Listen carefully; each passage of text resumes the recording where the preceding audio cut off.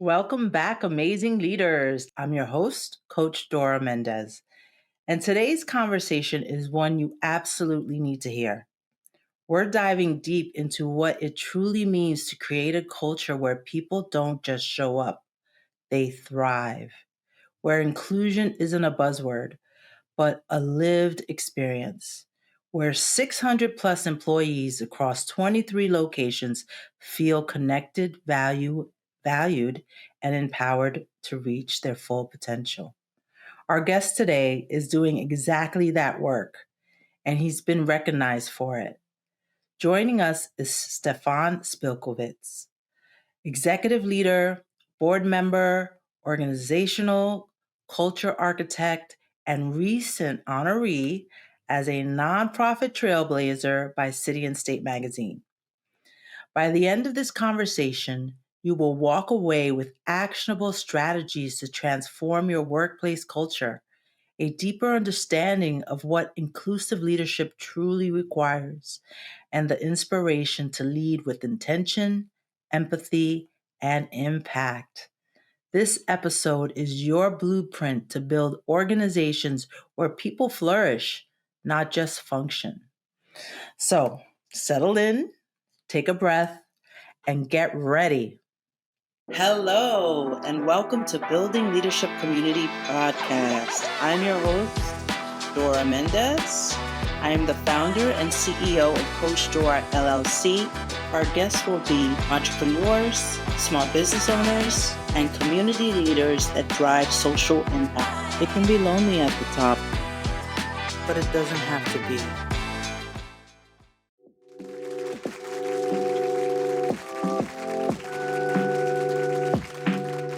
I want to pick up on something that you mentioned about serving others. And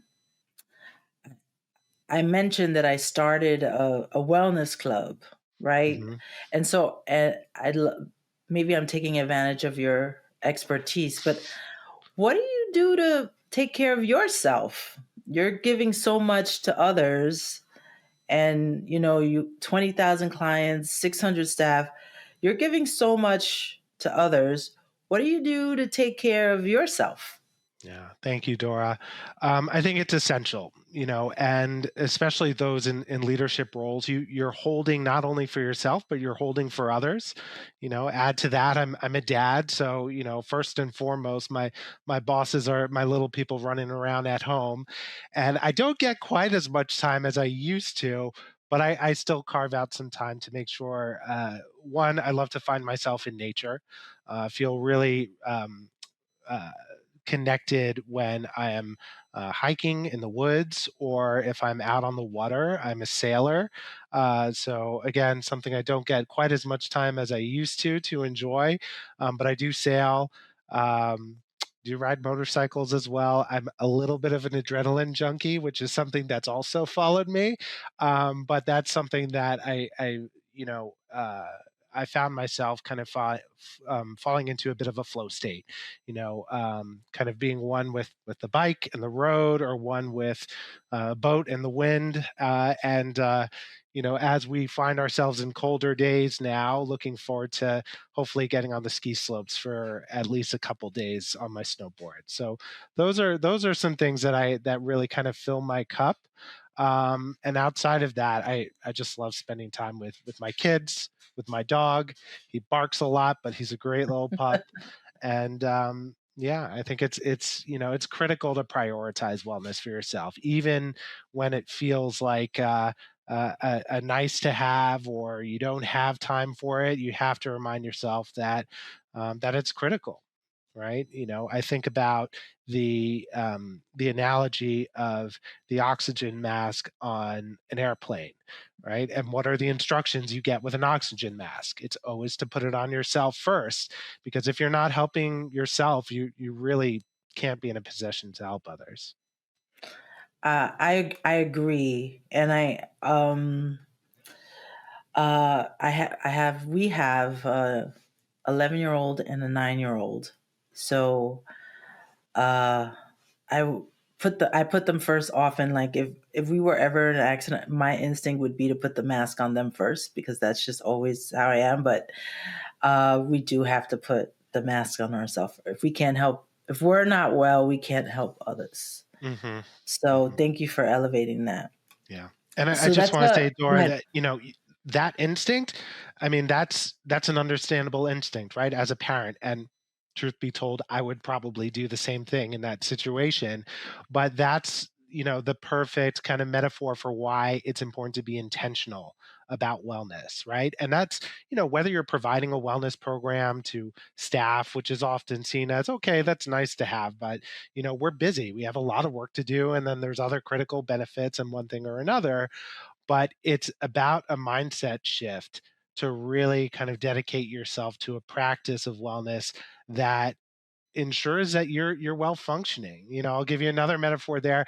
If you have a car that, is just on the go constantly and you're not gassing up, you're not paying attention to the oil level, and you're not paying attention to that check engine light, eventually you're going to break down. And then you're going to be forced to tend to the wellness, so to speak, of that vehicle. And we're the same. So, being Yeah, proactive there, I think, is essential. but I feel like because of your line of work, you work with um, you know, I feel like it's even more important to sort of practice what you preach because you're helping people with their mental health and their traumas, and you're supporting people. And I think it's important to practice what you preach. And I think that's why your role is not a nice to have, it is essential. Um, Also for burnout, just like from a practical point of view, as like an employer and a business, you don't if people stay and people do their best work when they feel valued and supported and making sure their wellness and having a role. I mean, I feel like your role is so unique. I don't think there are a lot of organizations that even have that specific role. It's usually relegated to HR. Like when I spent many years in HR for nonprofits, and it's like relegated. And so I think it just speaks volumes to your organization to have a role that's really intentional about wellness and really practicing what is preached and walking the walk and talking the talk.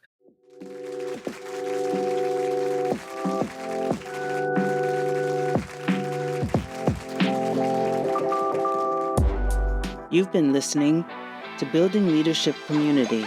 Watch on YouTube at Coach Dora M. Listen wherever you get your podcasts. Follow me on LinkedIn, Instagram, and YouTube at Coach Dora M. Visit me on the web at CoachDoraMendez.com. Hosted by me, Dora Mendez.